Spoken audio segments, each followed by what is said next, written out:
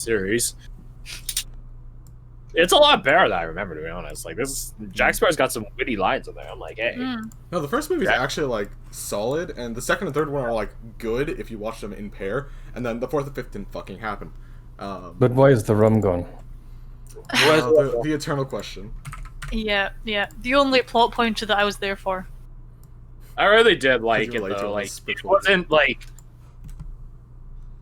the movie brings you in on its details. Like it has a lot of Chekhov's gun actions to it, but I think that's fine. I don't think every movie needs to hide their Chekhov gun bits. You know, it's whatever. Like when let's see, when Elizabeth had like the heater, a really old school colonial heater, which is basically it's a pan with a lid that you put coals in and put under the sheets. Yeah, colonial times are wacky, and then she used that to burn someone because she just threw fucking coals in their face or whatever. Hey, it fucking worked. Yeah, they're undead. When Jack pockets one of the Aztec gold coins and gets himself cursed, thus making him immortal against Barbossa. I like that. It's a nice bit too. That's some sleight of hand while doing a performance or deception check at its finest. It's called Actually, knowing Jack Sparrow, it wouldn't be a deception check. It'd be a persuasion check. Accurate. Because I don't think he's actually trying to deceive him. He's giving him valid advice. It's just while he's giving advice, he just happens to be stealing his shit.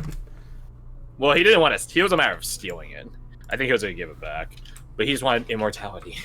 Yeah, because isn't that film anyway like the only one that's actually based off of a ride rather than Disneyland having it the other way around? I seem to remember. Quote unquote, is it based off a ride? Yes. Yeah. In Disneyland, so it was Pirates of the Caribbean. It was literally just a ride that you would go through on a boat. Yeah, I think it was like the first sort of when they first, the scene they're sort of attacking the town. I think it was like the whole bit is basically just the ride. Hey, I'm okay with that. Yeah. It's pretty good. I'm okay with that. Just thought it was quite an interesting bit of trivia. And then, of course, the best line in the whole movie the second best line. The first best line is when Jack Sparrow's talking to the two Royal Navy cadets while he's trying to steal a ship, and then he just gets into a long-winded story, and then Elizabeth falls off a cliff because she can't breathe, and then he ends with, and then they made me the chief. Falls into water, looks over. Oh, one of you gonna be saving her then? Oh yeah. This is like, I'm not doing shit. No, I can't swim. Oh yeah. Jack just like gives him a look. He looks at the other guy who just shakes his head. Pearls of the Royal Navy, you will fall. And he dives in himself. I'm like, this movie's pretty great. Yeah. This movie's pretty great. How are you in the Navy and you can't swim? Welcome to colonial era.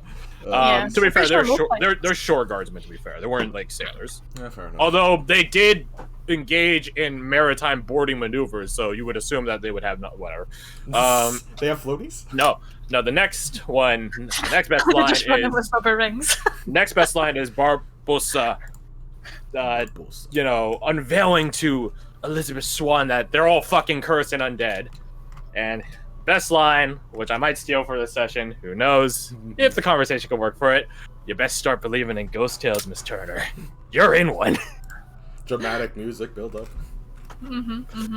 Great. No, it's moreover he pulls out a bottle of rum, drinks it. You can see the rum going through his throat and into his ribs. And then she runs away and he throws the bottle of rum because he can't fucking drink it anyways. And then he does a fake out laugh for his crew where he laughs, then they laugh, and he's like, why are you guys laughing? Get back to work. Okay. That's a dick move, but it asserts dominance. Hey, it's Barbossa. It kind of matches. Yeah. Great character, good actor. Fantastic actor. Becomes worse over time, which is why you don't watch the fourth and fifth movie. Anyways. Speaking of dead sailors, let's get to your guys' dead sailors. You guys might join them. Who knows? But yeah, what happened last time? We're not sailors. You'll be Started sailors off by the time you're done. just after the feast with the royal family. Korak had a heart-to-heart or discussion with Ruhan over some giant paraphernalia, after which we agreed to accompany Lorelei to her shock, surprise, and joy. We snuck out of Atheltorn's, but on our way out, we were assaulted in the dark. There were some Cthulhu-esque darkness going on there. and we were assailed both, mainly mentally, I believe. All mentally. It was. Yes. It was in your heads, man. We all got aid from sources internal and external.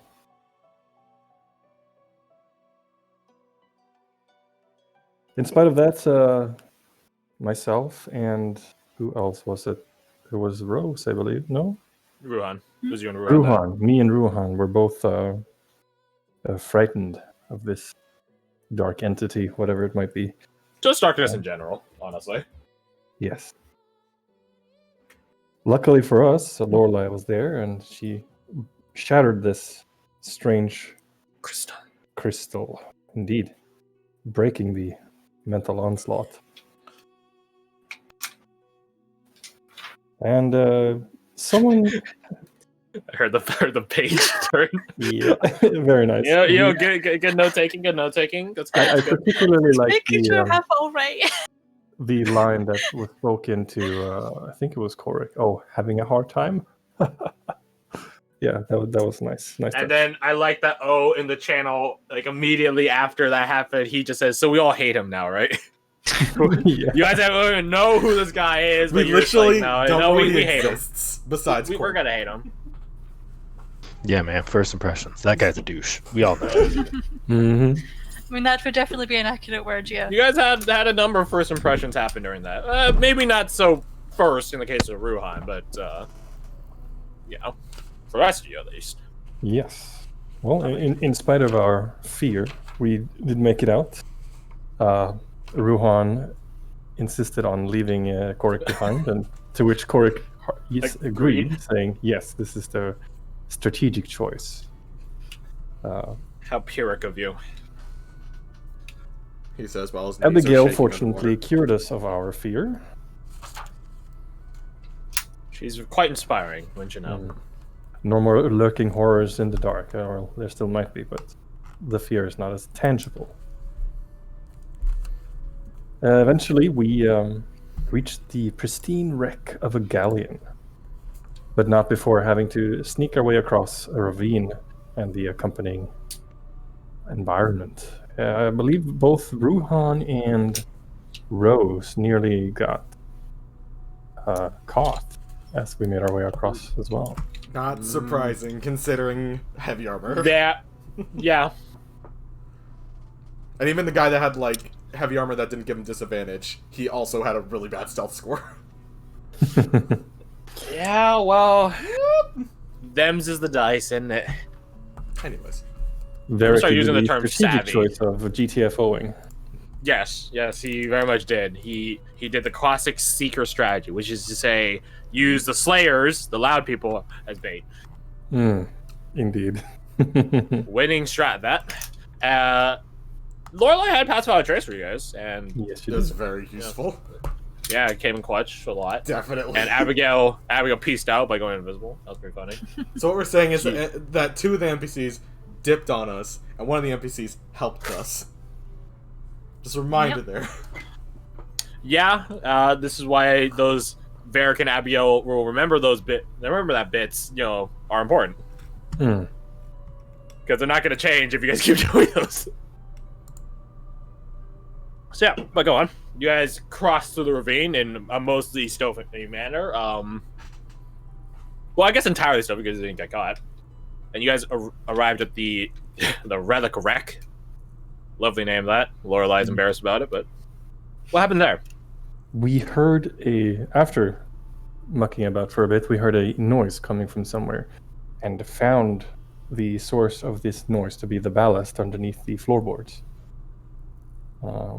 After dislodging a somewhat loose floorboard, we extracted a bronze spearhead, dragon scale. Or a dragon scale from a bronze dragon, thus bronze spearhead, which happened to serve as a compass. Pointing southwest, going from Aetheltorrens.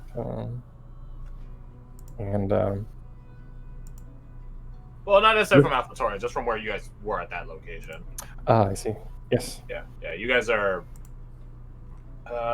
more west than south from Apple Torrens right now, but this one's going more south than west, I believe. Okay. So yes, you're still going southwest from Alpha Torrens, but like the trajectory of it is weird. Makes sense. Something Pythagorean theorem. Something. Greek. Simple geometry. Something. As we decided, like, hey, let's go find this friend of yours, the Kool-Aid crabs entered the picture. That's certainly a way to describe them. Oh yeah. Oh yeah. Well, not that way. No, it's Randy Savage. Never mind. You guys will meet Randy Savage Crab later. Fantastic. I'm the cream of the crab crop, all the way to the top. The crab de la crab. Ooh, sounds delicious. But keep on. Yeah. We had a very exhausting fight where Fia nearly went down several times. It was almost On the brink of crab death. napped. Me too, I think. About to break. I would love to pay. Oh, I should check that on Cameo. See if Wayne June is on there. Pay like $50 for a line. I'd do that for infinite use. Yeah, keep going. Even Korik himself went down during this fight. Though I believe the most intact out of all of us is the mighty Ruhan. He has like 60 HP by more like 70 HP by the end of the fight still. Yeah. Surviving the fight, we found ourselves surrounded by Crabkin. With only one path left to us, a place where Crabkin won't go, we found ourselves being herded towards it. Yes. Very, very true. And that, I believe, is where we left off. Correct. Allow me to begin changing the music. I believe it's this one. Yes. Play. Didn't have to spend as long on music this time around because for whatever reason, there's a lot of like scary ocean music. Can't imagine why. Totally not because the ocean is a scary place. No. Nah. Yeah.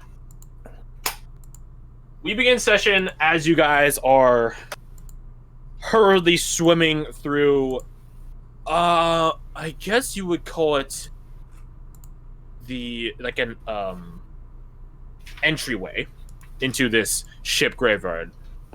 As I described prior, this ship graveyard does form its own belt around the jagged expanse, around the continents. It's just like the asteroid belt in our solar system, IRL.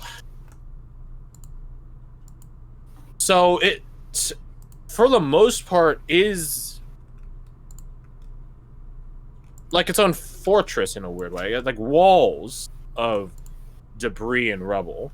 Don't get me wrong, I'm certain you could find some way in, trying to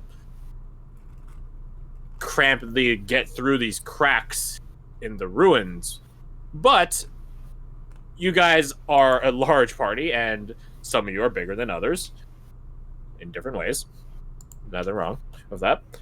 So this entryway is a very prominent feature amongst the walls of the ship graveyard, from which henceforth I would just refer to as the shipyard, because I'm going to keep fucking up anyway, so I might as well make it official. The shipyard. Savvy? So, you guys are hurriedly to differing levels of ability. Lorelei clearly leading the pack, with Korik, you on the back end with your struggling to keep up. But as you guys noted during your trek over here, the crabs are hurting you. They keep close, but they don't ever get too close. So you're concerned on when that trend might break, but it never does. So hurried as you are, you're never assaulted. You guys hurriedly cross through the threshold, archway, entryway, whatever you might call it, into this shipyard. As you do so, Korik, you're in the back, so you hear it. You hear them the crabs at some point, maybe 100 some feet out from where you guys are entering, stop. Stop, forming this arch, this semicircle, this theatrical crowd as they all watch you enter. Who turns around to check on the crabs? You hear this, you don't see it, but who turns around? Rose would look I'll back. look over my shoulder. Yeah. Yeah. It's it's concerning. True to what I just described, the crabs are stopped. It's not, obviously, they travel on the seafloor, you guys swim. There is cover here and there, rocks, coral, stuff like that. Although you note that the coral looks dead. Coral can leave skeletons, I assure you. And that's basically what they have as cover. That and some rock formations. It's uneven land out there, and they just sort of peek up and over it. Like, I don't know, scouts in a weird way. But they are stopped. They are stopped. And they're just sort of, not necessarily looking at one of you in specific, they're just looking at the entryway as a whole. You all, those of you looking, also note something peculiar, though. You note that as you look through this entryway, it has like a dark haze to its edges. If you imagine that this entryway was like, I don't know, a window, this haze is like a frosted, like cold window. It has like this sort of etchings on the side, that cold precipitation that sort of ekes from the edges inward. Difference is, for the most part, that precipitation in real life stays stagnant. This dark smoke around the edges of the entryway dance. Like, I don't know, dropping food dye into an actual thing of water and then swishing it around. It'll act as a sort of fog amidst the liquid. And you all note that around the edges. Concerned about the less than holy nature of that, you all look around. As you guys do so, Varric just simply looks around you all and asks, "Everyone okay?" Certainly been worse. Certainly been better.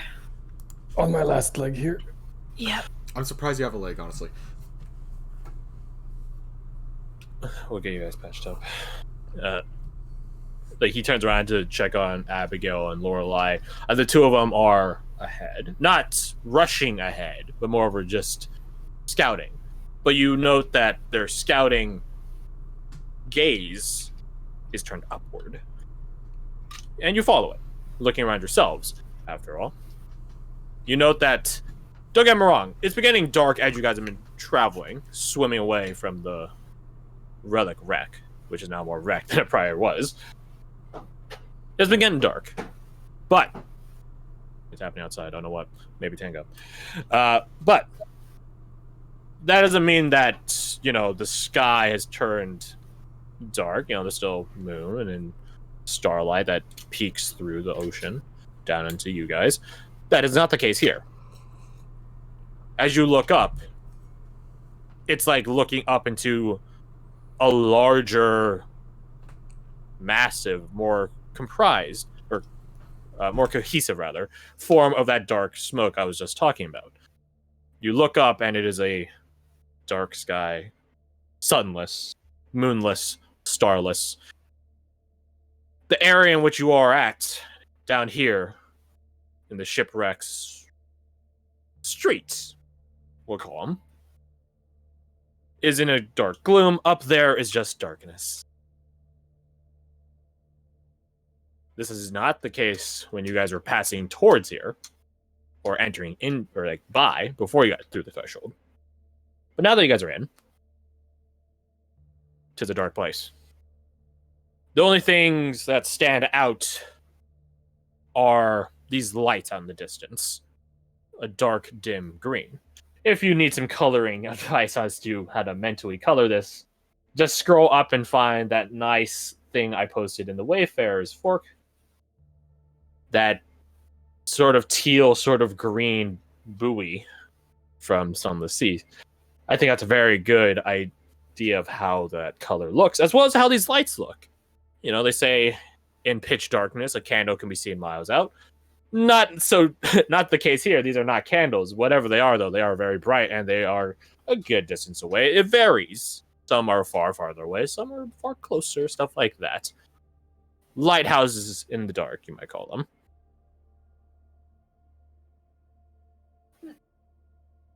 If I were to steal a quote from Alice, or not Alice, is it? No, not Alice in Wonderland. Wizard of Oz. That's it. You know, you guys aren't in insert provincial land here anymore. Arkansas, whatever.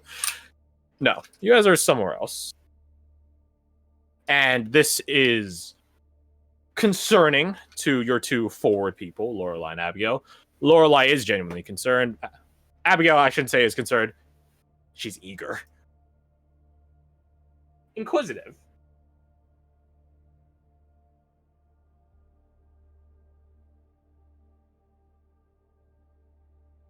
You guys have a moment to catch your breath. No crabs hounding you, although the sudden shift in setting, that is a bit more concerning, but nothing's attacking you yet, so. Yeah. You guys look around your immediate area. Again, you guys are in a plaza, we'll call it, surrounded by walls of ruined ships, skiffs, broken cargo, rock formations, etc., etc. There are 3 paths out of this mostly circular plaza. But now that I've described the scene, my friends, you guys are free to play and dance amongst it. What do you do?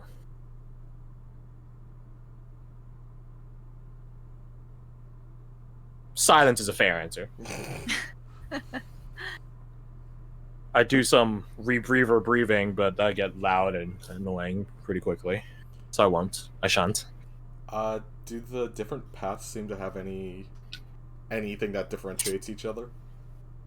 Like in terms of the sound path visual? itself, no, but in terms of ascertaining what might be down them, that's a different story.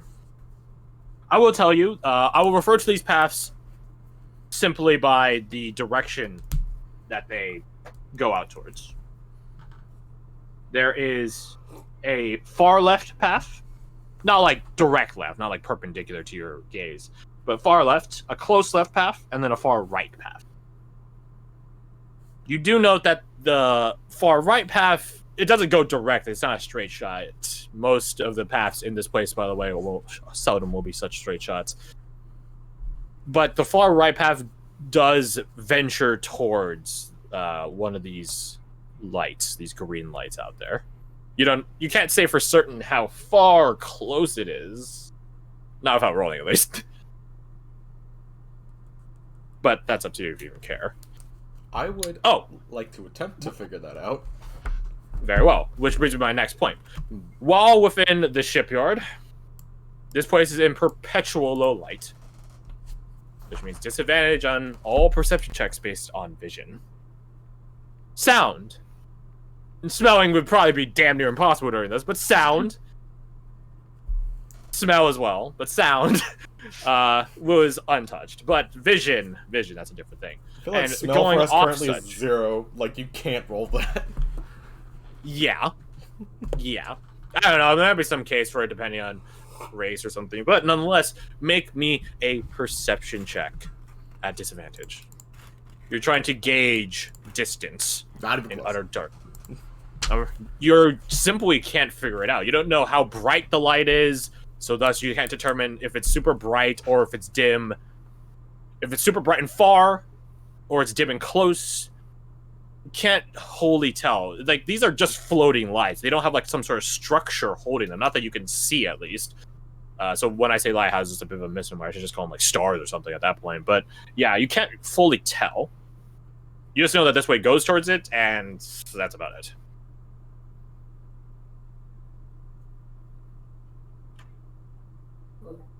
While Rose is doing that, Korik is sort of just relaxing against the weight of the water, just floating in place, trying to catch his breath. Lorelei comes up to you, Korik. Swims over to you, rather. While you guys are taking a brief moment of respite, it is certainly quiet. A quiet moment indeed. This is, other than the creaking of, I guess, driftwood, the place is pretty, well, dead silent. But get ready for a lot of puns this session, and I hate myself for all of them. That's why I have this replica here, so that way I'll whenever I get an itch that at the top of my mouth, which only the barrel of a gun can scratch, I can use it. Anyways, though,